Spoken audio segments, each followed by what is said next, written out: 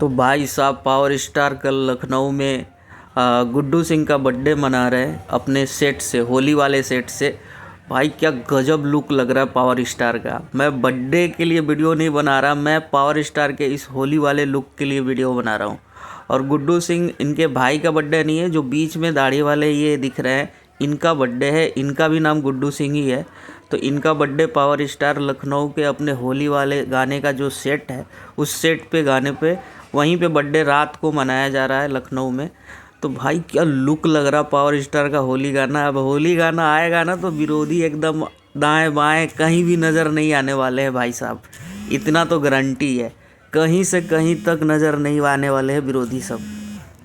तो विरोधी लोग का जितना गाना आया है अभी तक, देखिए स्टार का मतलब ये नहीं कि होली आप 1 महीने पहले 2 महीने पहले आप गाना ला दो और गाने पे कुछ ऐसा खास रिस्पॉन्स भी नज़र नहीं आ रहा है।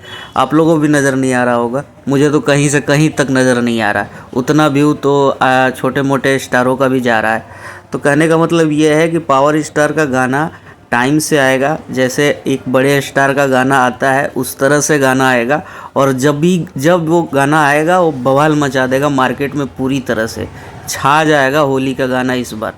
और सबसे बड़ा होली का हिट गाना पावर स्टार का ही रहने वाला है इस बार। तो भाई लोग वीडियो को लाइक कर दीजिए, शेयर कर दीजिए और सब्सक्राइब ज़रूर कर लीजिए।